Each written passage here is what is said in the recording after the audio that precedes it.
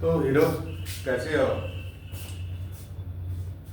सब कुछ समझते रहने का, रखने का कुछ भी नहीं है। सब कुछ आराम से समझ में आएगा। कोई भी चीज़ कॉम्प्लेक्स नहीं है। यदि वो समझ में नहीं आ रहा है तो वही चीज़ कॉम्प्लेक्स हो जाता है। यदि समझ में आ गया तो वही चीज़ आसान लगने लगता है। तो समझना चाहिए सबको, जो है रखना किसी को ही नहीं चाहिए। सबको जो है आराम से, सारा चीज़ सिंपल है। यदि नहीं समझ पा रहे हैं तो वही चीज़ कॉम्प्लेक्स लगता है। नहीं तो कोई भी टॉपिक जो है कॉम्प्लेक्स नहीं है, उसको जो है यदि आराम से पूरी अच्छा तरह से समझ में आ गया तो वही टॉपिक बहुत मज़ेदार और इंटरेस्टिंग लगने लगता है।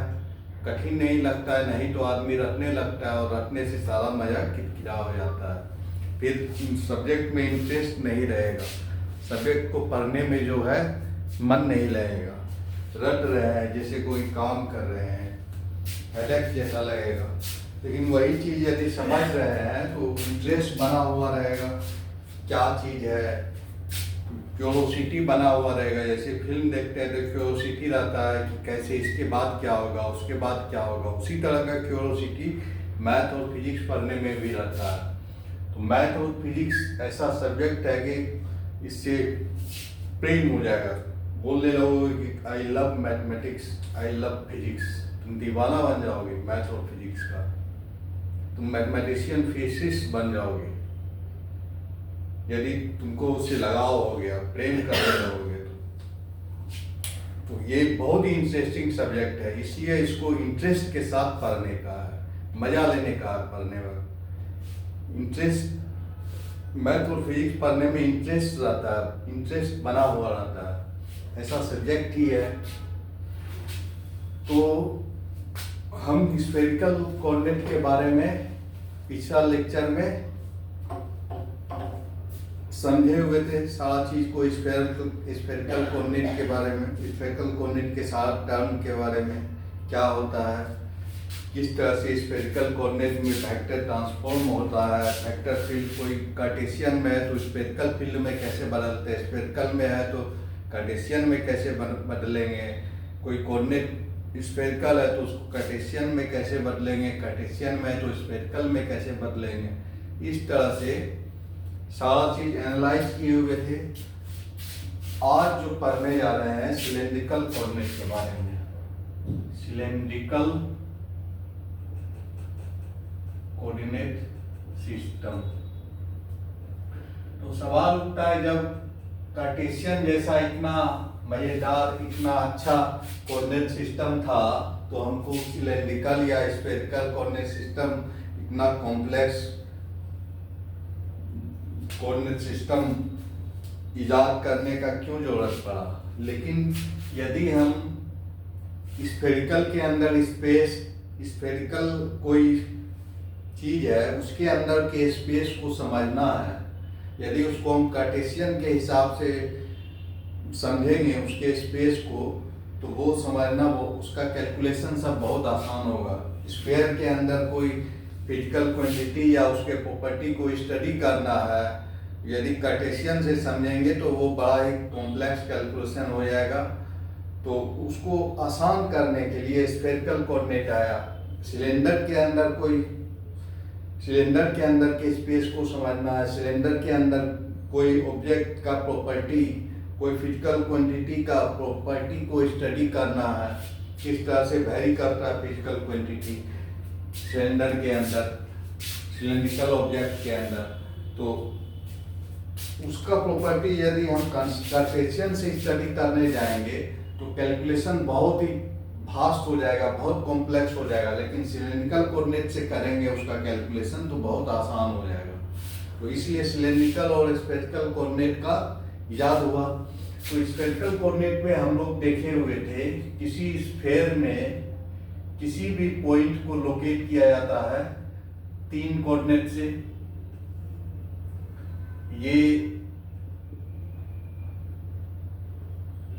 ये R, यहाँ कोई भी पॉइंट है, किसी भी पॉइंट को लोकेट करते हैं R से और इसको प्रोजेक्ट कर दिया यहाँ पे जेड एक्सिस पे, तो ये जो एंगल बना रहा है ये हो जाता था थीटा, और इसको प्रोजेक्ट किए एक्स वाई प्लेन में, यहाँ प्रोजेक्शन हो गया और ये एंगल जो हो जाता था फाई। तो ये आर थीटा और फाई से जो है स्फेरिकल कोऑर्डिनेट को लोकेट करते हैं। स्फीयर के अंदर किसी भी पॉइंट के कोऑर्डिनेट को ये आर थीटा और फाई से हम लिख सकते हैं। कहीं भी कोई पॉइंट रहे उसका लोकेशन को आर थीटा फाई से हम लिख सकते हैं। तो स्फीयर के अंदर स्फेरिकल कोऑर्डिनेट में कोई भी पॉइंट हो उसका लोकेशन आर और थीटा और फाई कोऑर्डिनेट से डिस्क्राइब किया जाता है। उसी तरह सिलेंड्रिकल कोऑर्डिनेट में सिलेंडर के अंदर कोई पॉइंट है उसका लोकेशन जो है एस, फाई और जेड से डिस्क्राइब कर सकते हैं। सिलेंडर के अंदर कोई भी पॉइंट है उसका लोकेशन एस, फाई, जेड से लोकेट कर, एस को आर फाई भी जेड भी लिखा जाता है, रो फाई जेड भी लिखा जाता है।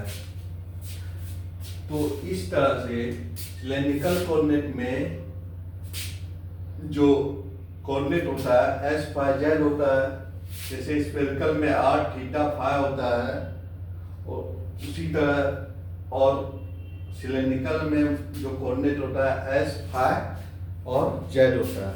अब जो है डिटेल में इसका विजुअलाइज करेंगे कौन कौन सा एस होता है, कौन सा फाई होता है, कौन सा जेड होता है। तो अब विजुअलाइज करते हैं एस, फाई, जेड को।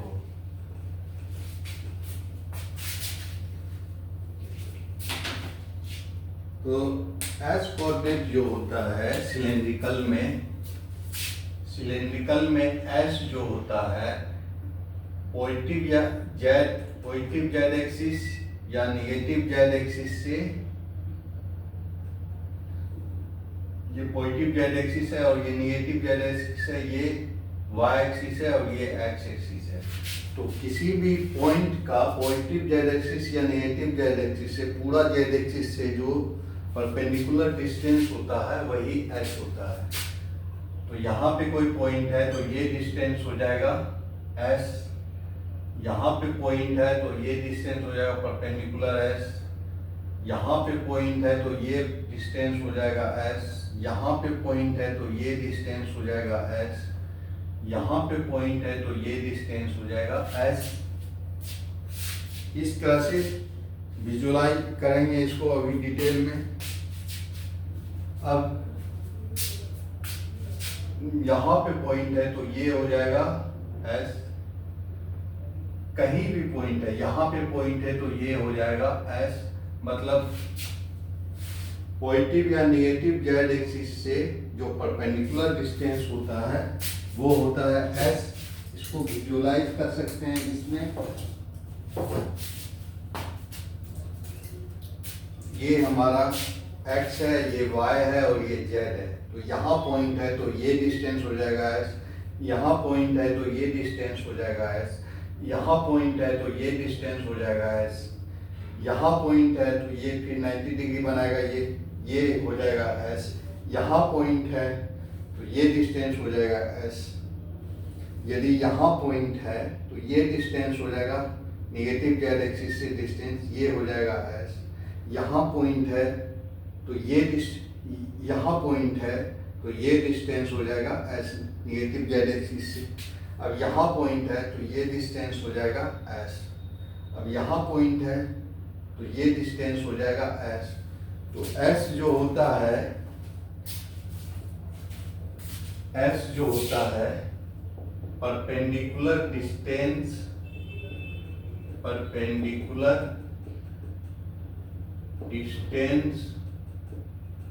between the point from positive और निगेटिव जेड एक्सिस, ये होता है। और चूंकि ये डिस्टेंस है तो ये हमेशा पॉजिटिव होगा और जीरो से लेके इन्फिनिटी होगा इसका रेंज। तो रेंज जो होता है इसका, यहाँ पॉइंट है तो ये डिस्टेंस हो जाएगा, तो इसका निगेटिव में डिस्टेंस का वैल्यू नहीं होगा, तो रेंज जो हो जाएगा 0 to इनफाइनाइट। अब जो है फाई को विजुअलाइज करेंगे।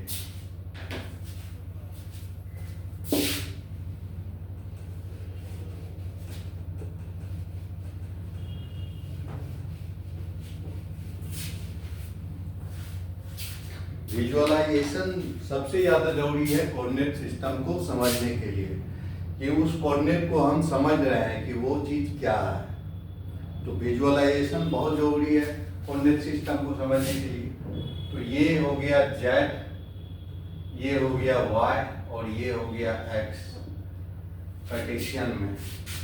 अब जो है ये जो है पॉइंट है, यहाँ पे कोई पॉइंट है P, इसका पोजीशन वेक्टर ये है। तो ये जो है ये डिस्टेंस हो जाएगा S, perpendicular distance between P to Z, और इसका जो प्रोजेक्शन XY प्लेन में होता है, ये S जो डिस्टेंस परपेंडिकुलर डिस्टेंस हुआ, इसका प्रोजेक्शन XY प्लेन में ये होगा। यहाँ पे टॉर्च रखेंगे तो ये जो छाया बनेगा ऐसे बनेगा, तो ये उसका प्रोजेक्शन होगा। तो ये प्रोजेक्शन P डैश का है, OP डैश। तो ये एंटी क्लॉकवाइज जो एंगल बनाएगा ये होता है फाई, ये होता है फाई। तो इसको विजुअलाइज करते हैं।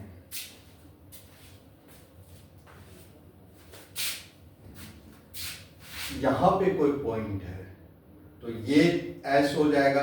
अब इसका प्रोजेक्शन करेंगे तो ये प्रोजेक्शन आएगा XY प्लेन में, तो ये एंगल हो जाएगा फाई। यहाँ पे कोई पॉइंट है तो ये डिस्टेंस हो जाएगा S, इसका प्रोजेक्शन करेंगे XY प्लेन में तो ये हो जाएगा प्रोजेक्शन ये XY प्लेन में, तो ये एंगल हो जाएगा फाई।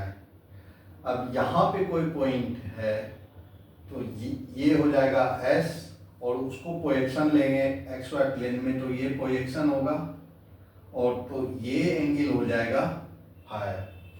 अब यहाँ पे कोई पॉइंट है तो ये हो जाएगा S, इसको प्रोजेक्ट करेंगे XY प्लेन में तो ये हो जाएगा XY प्लेन में प्रोजेक्शन। अब इसको एंटी क्लॉकवाइज एंगल मेजर करेंगे, यहाँ से लेके यहाँ जो आएगा ये हो जाएगा फाई। तो फाई जो है मेजर करने में नेगेटिव एक्स एक्सिस को भी क्रॉस कर जाते हैं, मतलब फाई जो होगा 0 से 360 डिग्री तक जाएगा। अब यहाँ पे कोई पॉइंट है तो ये हो जाएगा S, इसको प्रोजेक्ट करेंगे XY प्लेन में तो ये लाइन होगा प्रोजेक्शन का, तो ये एंगल हो जाएगा फाई।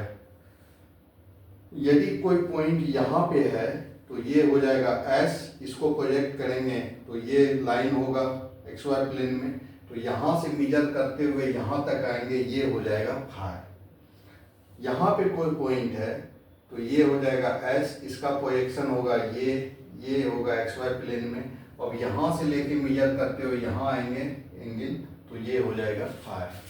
तो इस तरह से विजुअलाइज हो गया होगा फाई। तो फाई जो होता है angle between projection of S on XY plane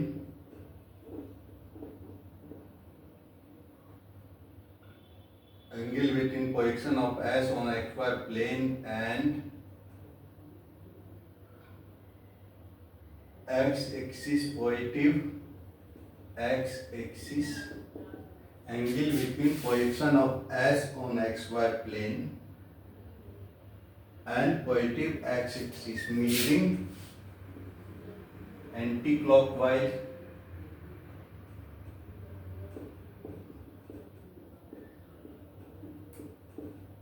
और इसको मेजर करते वक्त निगेटिव x-axis को भी क्रॉस कर जाते हैं, पूरा 360 डिग्री तक जाते हैं।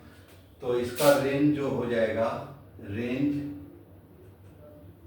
इसका होगा 0 to 360 डिग्री। अब K जो है, Z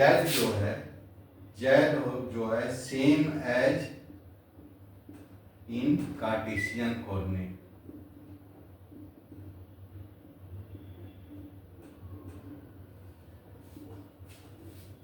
तो Z का जो वैल्यू होता है वो सेम जो कार्टेशियन में Z था, इसमें भी वही Z होता है। जैसे यहाँ पे Z है कोऑर्डिनेट, तो मतलब यहाँ से यहाँ ये डिस्टेंस है, तो वही डिस्टेंस इसका Z भी होगा।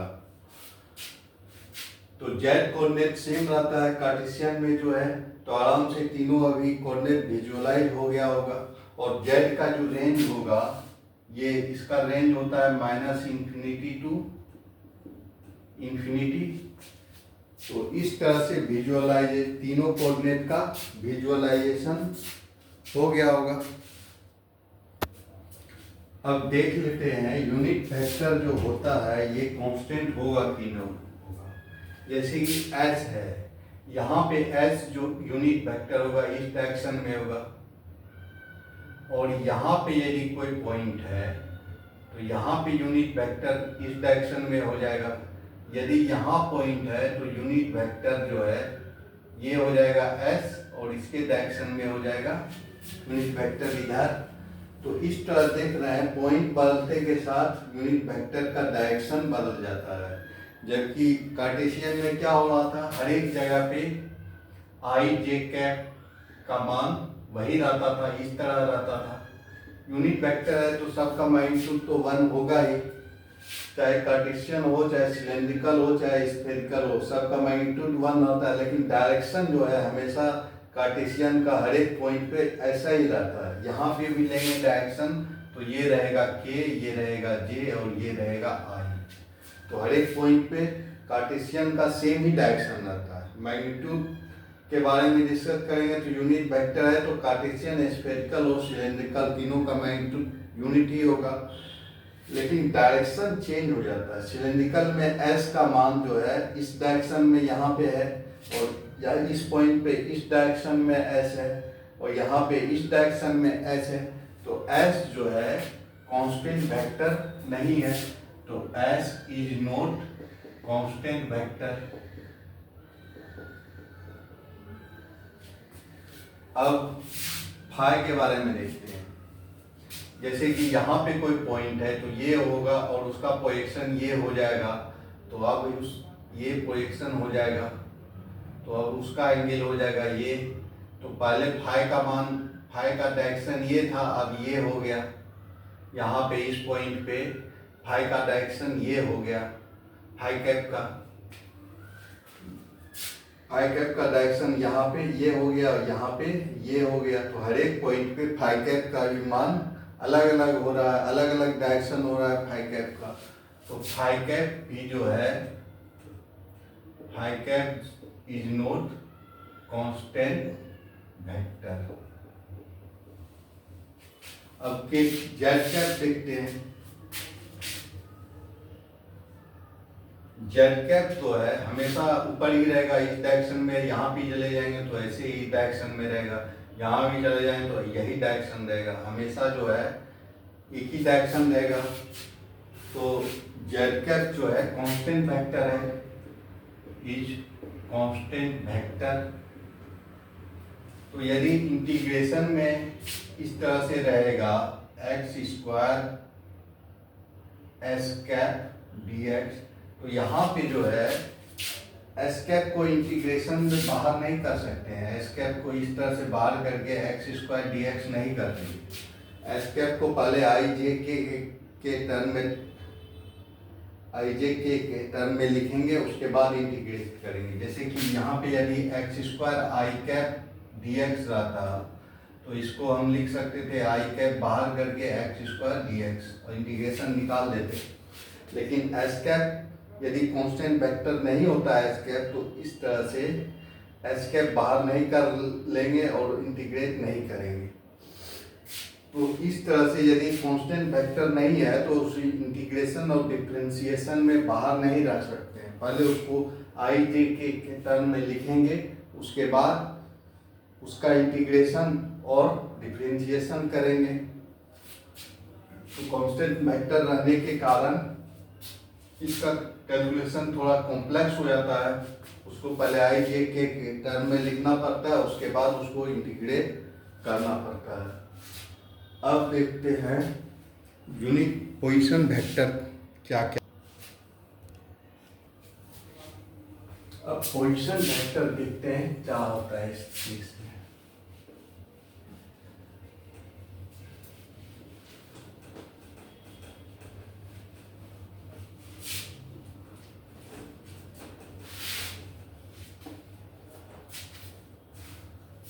तो यदि एक्स वाई जेड कार्टेशियन लेते हैं, ये y है और ये x है और z है, ये कोई पॉइंट है एक्स वाई जेड, तो इसका पोजीशन वेक्टर हो जाता था r equal to x i plus y j cap plus Z के कैप, ये हो जाता था इसका पोजीशन वेक्टर।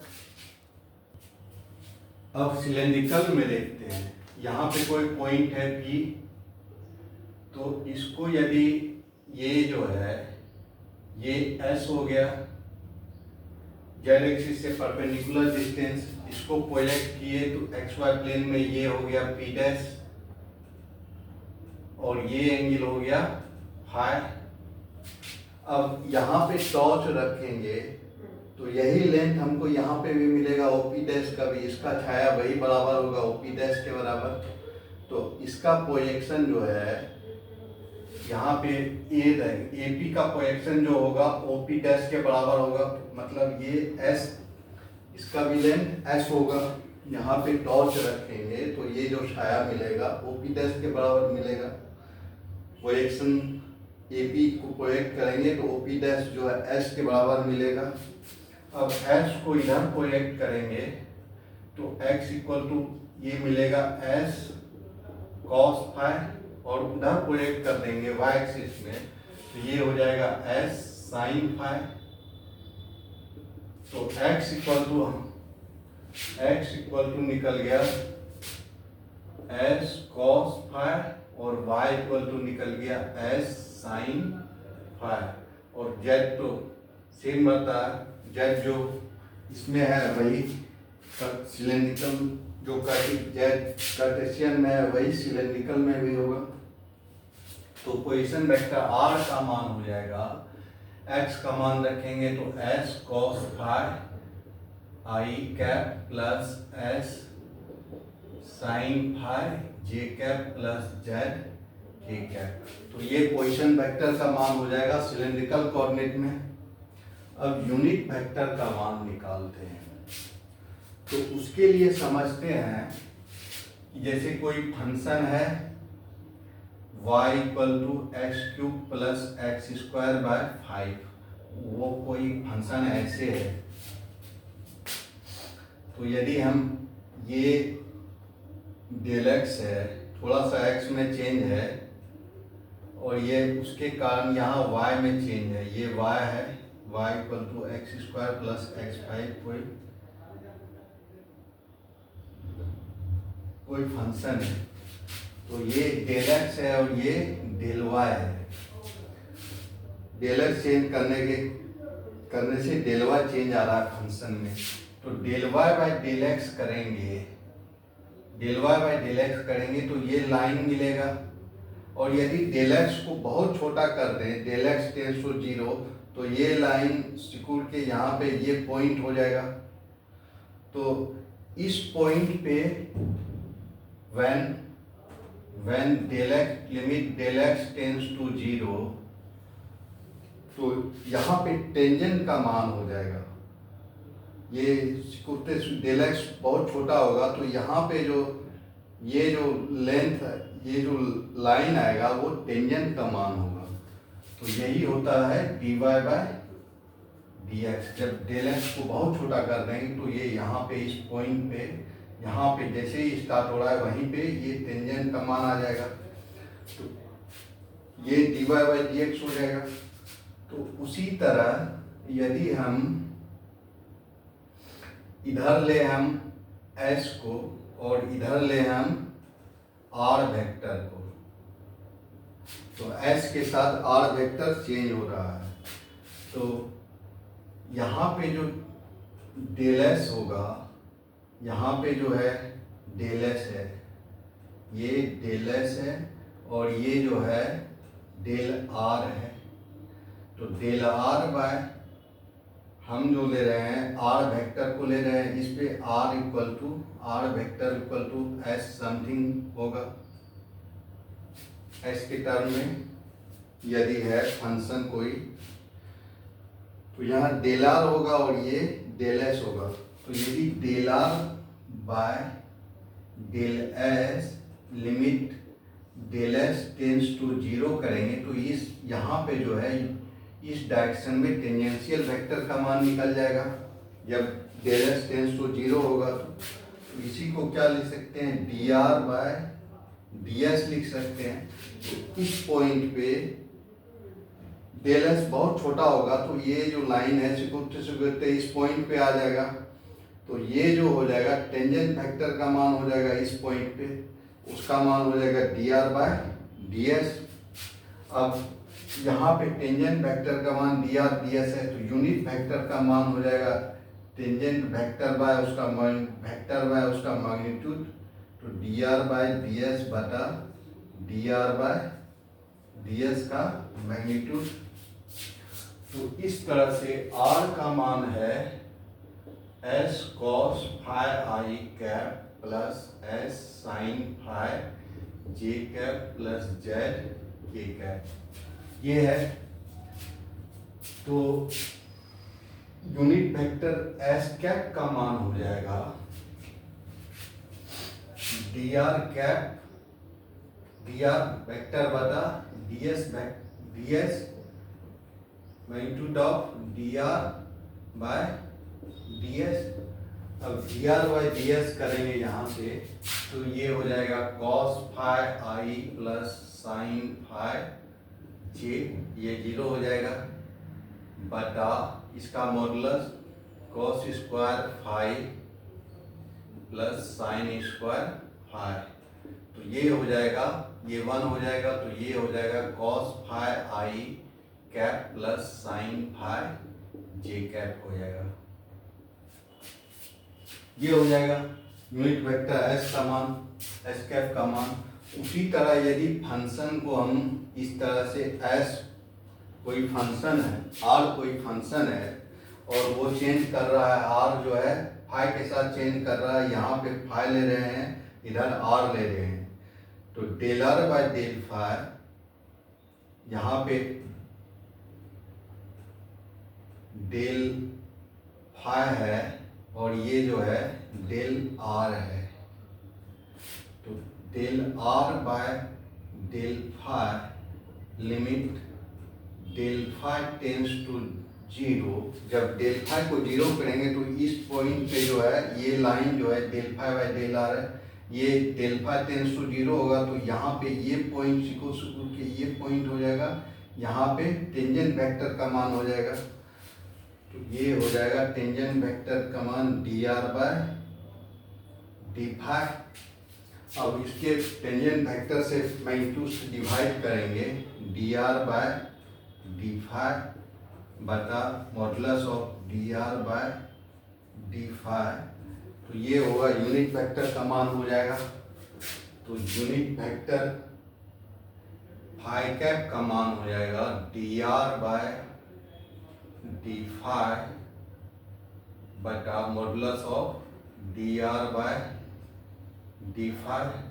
अब D are by D phi करेंगे तो ये हो जाएगा s minus S sine phi I cap plus s cos phi j cap. ये 0 हो जाएगा और इसका मॉडुलस से भाग देंगे तो ये हो जाएगा s square sine square phi plus s square cos square phi.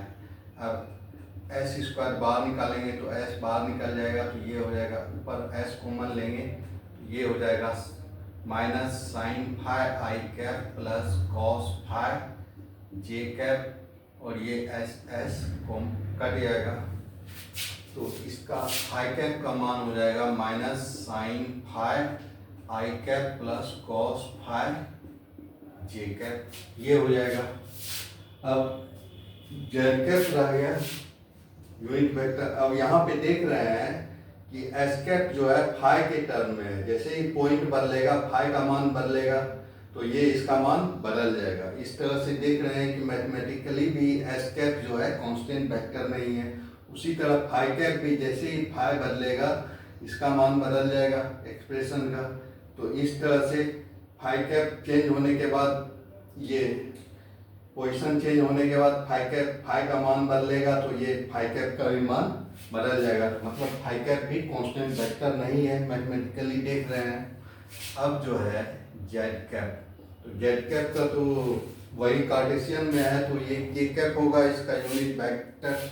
तो अब मैथमेटिकली भी हम देख लेते हैं इसको। यदि हम d are by d z modulus of D R by d z करेंगे तो ये आ जाएगा D R by d z, तो ये आ जाएगा के कैप, ये दोनों टर्म 0 हो जाएगा, ये आ जाएगा के कैप, उसका मॉडुलस 1 होगा। तो इस तरह से तीनों यूनिट वेक्टर का मान निकल गया। और फाई और जेड, एस फाई और जेड। अब इसको मैट्रिक्स फॉर्म में लिखेंगे, जनरल फॉर्म जो होता है। तो जनरल फॉर्म में इसको लिखते हैं मैट्रिक्स फॉर्म में।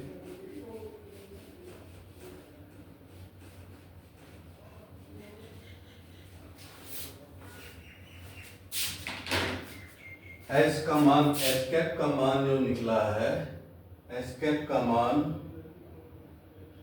इसको एस के साथ cos phi I cap plus sign phi J cap, और फाई कैप का मान जो निकला है माइनस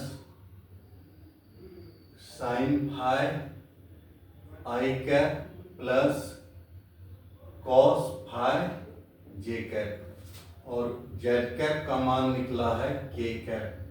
तो इसको मैट्रिक्स का इक्वेशन के फॉर्म में लिखते हैं, जनरल फॉर्म में। तो ये हो जाएगा s cap phi cap z cap, और ये हो जाएगा, इधर हो जाएगा i cap j cap k cap. अब ये जो मैट्रिक्स होगा इसका मान होगा cos phi sine phi 0 minus sine phi cos phi 0, और ये होगा 0 0 1। तो इस तरह से हम कन्वर्ट कर लेंगे एस फाई जेड को आई जे के टर्म में। इस मैट्रिक्स इक्वेशन से फाई का मान अलग होगा तो फाई का मान अलग डालेंगे और उसको इस तरह से कन्वर्ट करके हम लिख सकते हैं एस फाई जेड को आई जे के टर्म में। अब जो है इसको यदि आई जे के कैप को हमको एस फाई जेड के टर्म में लिखना है तो इसको ट्रांसपोज मैट्रिक्स करना पड़ेगा। तो ये आई cap j cap k cap इधर रखते हैं, इसका मान निकालना है। तो ये हो जाएगा ट्रांसपोज ऑफ मैट्रिक्स इसका, तो कॉलम रो में बदलेगा।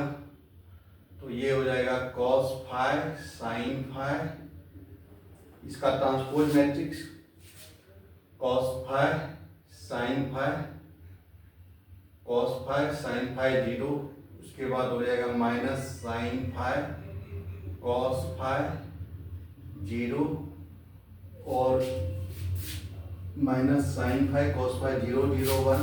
ये हो जाएगा ट्रांसपोज मैट्रिक्स, कॉलम को रो में बदल देते हैं। ये हो जाएगा cos phi sine phi 0 minus sine phi cos phi 0 और ये हो जाएगा माइनस साइन फाइव कॉस 0 0 1 और यहाँ पे हो जाएगा एस कैप फाइव कैप और जेड कैप। इस तरह से इंटरचेंज कर सकते हैं। आई जे के कैप को यदि एस बाई जेड में कन्वर्ट करना है तो इस इक्वेशन से हम कन्वर्ट कर देंगे।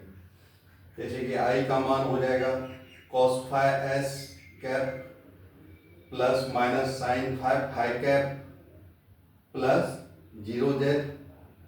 तो आई का मान निकालना है तो आई का मान हो जाएगा cos phi s cap minus sine phi cap हो जाएगा। यदि जे का मान निकालना है, जे का मान निकालना है तो उसी तरह निकल जाएगा sine phi s cap cos phi cap 0 z cap. इस तरह से हम निकाल सकते हैं,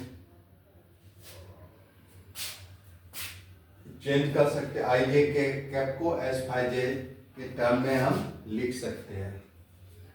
अब जो है, अब देखते हैं अब कौन सा चीज आ गया है, इन्फिनिटेसिमल लाइन एलिमेंट।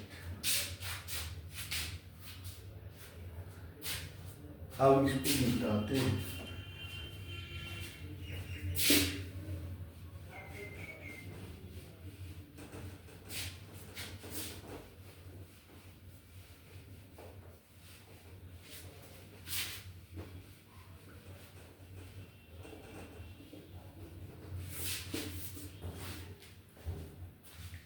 अब कोई सिलेंडर के अंदर लाइन इंटीग्रल निकालना है। सिलेंडर के अंदर कोई पाथ के अलोंग कोई वेक्टर फील्ड है, कोई वेक्टर फील्ड है सिलेंडर के अंदर। उस वेक्टर फील्ड में किसी लाइन के अलोंग हमको लाइन इंटीग्रल निकालना है। तो उसके लिए हमको लाइन इन्फिनिटेसिमल लाइन एलिमेंट का जरूरत पड़ेगा। जैसे कि कार्टेशियन में डीएल का मान जरूरत पड़ता है, तो हम डीएल को जो है इन्फिनिटेसिमल लाइन एलिमेंट को सिलेंड्रिकल में क्या वैल्यू होता है उसको देखेंगे। तो इन्फिनिटेसिमल लाइन एलिमेंट जो होता है, लाइन एलिमेंट डीएल जो होता है, डीएल वेक्टर किसी पाथ के अलोंग सिलेंड्रिकल सिलेंडर में किसी पाथ के अलोंग छोटा सा चेंज जो होगा उसका मान निकालेंगे। कार्टेशियन में डीएल का मान होता है, डीएल का मान होता है dx आई कैप प्लस dy जे कैप प्लस dz के कैप, ये होता है। तो यदि dx का मतलब है x डायरेक्शन में छोटा सा, यदि हम बढ़ रहे हैं, छोटा सा डिस्टेंस dx बढ़ रहे हैं। जे dy जे कैप का मतलब है जे वाई डायरेक्शन में छोटा सा लेंथ जो है बढ़ रहे हैं dy के। dz के का मतलब है कि z डायरेक्शन में छोटा सा लेंथ dz बढ़ रहे हैं। तो उसी तरह यहाँ सिलेंड्रिकल में dl का मतलब हो जाएगा s डायरेक्शन में छोटा सा चेंज जो बढ़ेंगे वो होगा। और उसी तरह dl फाइव हो जाएगा, फाइव कैप डायरेक्शन में छोटा सा चेंज यदि बढ़ते हैं तो जो लेंथ में चेंज आता है, छोटा सा फाइव कैप के डायरेक्शन में जो थोड़ा सा आगे बढ़ते हैं तो जो लेंथ में चेंज आता है वो होगा dl फाइव। और जेड डायरेक्शन में छोटा सा, जेड डायरेक्शन में जो चेंज आता है थोड़ा सा आगे बढ़ने के बाद वो जेड कैप होगा, ये dz होगा। तो यदि हम ये है, ये है y और ये x है और ये z है, यहाँ पे पॉइंट है। तो ये जो है s है और ये s कैप डायरेक्शन में छोटा सा बढ़ रहे हैं। यहाँ पे पहले s था, अब जो है ds बढ़ गया है तो s प्लस ds हो गया। तो dls का मान जो हो जाएगा ds के बराबर होगा। थोड़ा सा बढ़ गया है तो लेंथ जो है ds आगे बढ़ा है तो ds हो जाएगा। अब यदि इसको अब फाइव के डायरेक्शन में थोड़ा सा आगे बढ़ते हैं तो लेंथ में क्या चेंज आता है उसको देखते हैं, वो होगा dl फाइव के मान के बराबर। तो इसको प्रोजेक्ट करेंगे तो यहाँ पे ये प्रोजेक्शन हो जाएगा। अब ये एंगल हो जाएगा फाइव। अब इस डायरेक्शन में थोड़ा सा आगे बढ़ रहे हैं तो ये हो जाएगा डी फाई। तो ये डी फाई का लेंथ का मान हो जाएगा, ये आर्क के बराबर होगा, डी फाई इक्वल टू हो जाएगा, ये आर्क के बराबर ये एस है और ये डी फाई है, तो ये हो जाएगा एंगल इंटू रेडियस एस। तो ये आर्क का मान एस डी फाई होगा, चेंज इन लेंथ जो होगा एस डी फाई होगा।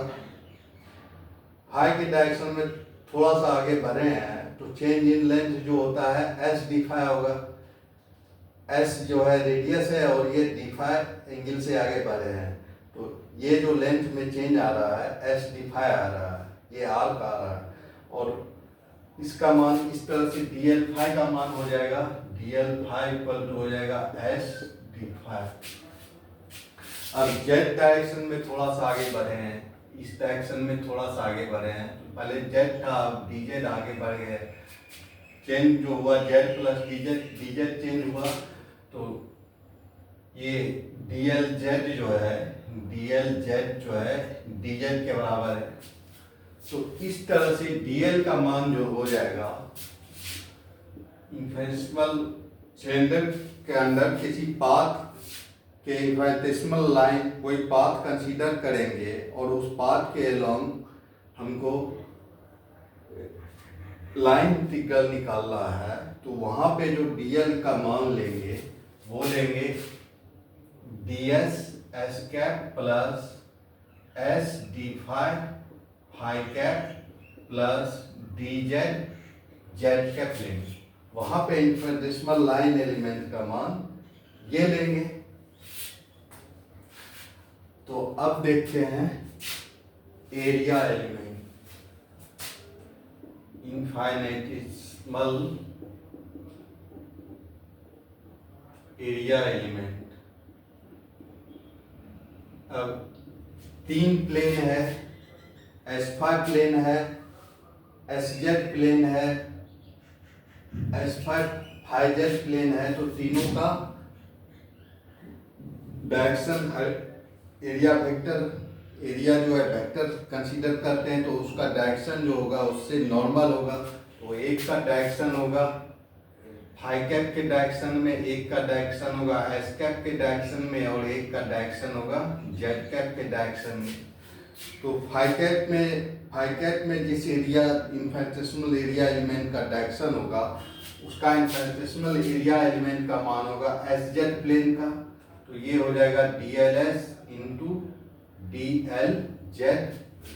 अब एस कैप जिस एरिया इन्फिनिटेसिमल एरिया एलिमेंट का डायरेक्शन है उसका जो प्लेन होगा उसमें इन्फिनिटेसिमल एरिया एलिमेंट जो होगा डी फाई और डी जेड में जो एरिया है उसके बराबर होगा डी एल फाई और डी एल जेड के इन्फिनिटेसिमल एरिया एलिमेंट का मान होगा।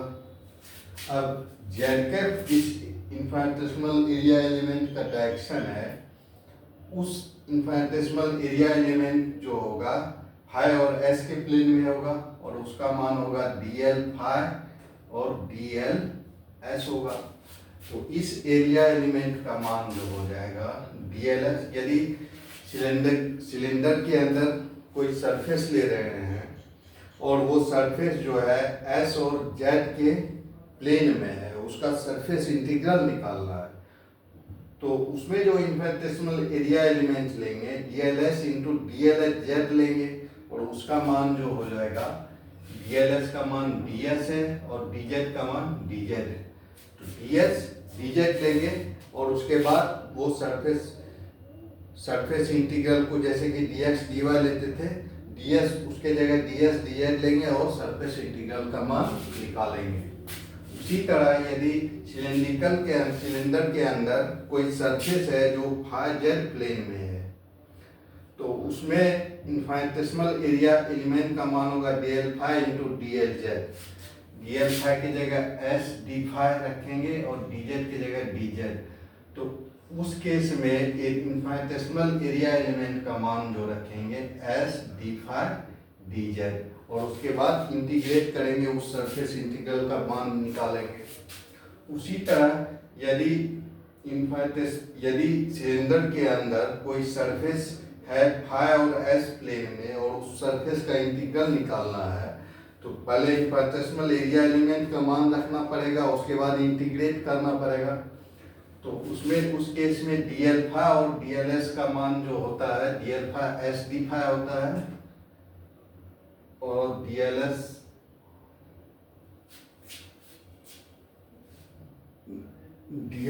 जो है ds होता है। तो ये हो जाएगा s d फाई ds। तो इस तरह से सारा इनफिनिटेसिमल सरफेस इंटीग्रल निकालने, सिलेंडर के अंदर सरफेस इंटीग्रल निकालने के क्रम में हम ये सब इनफिनिटेसिमल एरिया एलिमेंट सरफेस का यूज करेंगे, उसके बाद इंटीग्रेट करके सरफेस इंटीग्रल का मान निकालेंगे। अब बच गया इनफिनिटेसिमल वॉल्यूम एलिमेंट।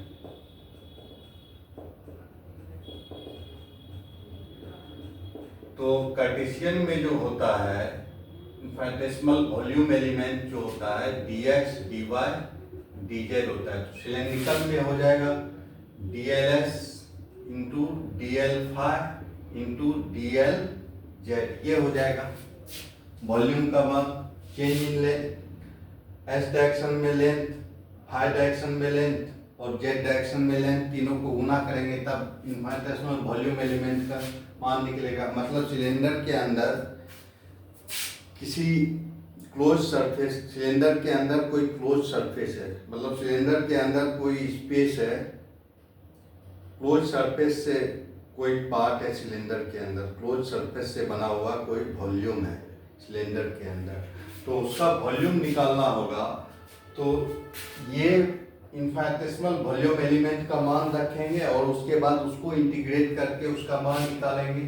तो ये जो वॉल्यूम एलिमेंट हो जाता है डीएलएस के जगह डीएस, डीएल फाई की जगह एस डी फाई और डीजेड।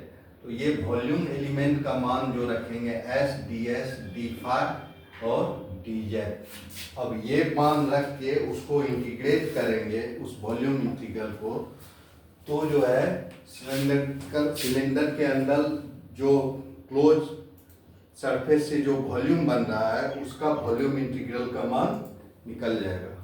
तो इस तरह से सिलिंड्रिकल कोऑर्डिनेट सिस्टम को हम लोग, सिलिंड्रिकल कोऑर्डिनेट सिस्टम का लगभग सारा टर्म समझ चुके हैं। इस तरह से यही सब मेन चीज होता है सिलिंड्रिकल कोऑर्डिनेट सिस्टम में। ठीक है, थैंक यू।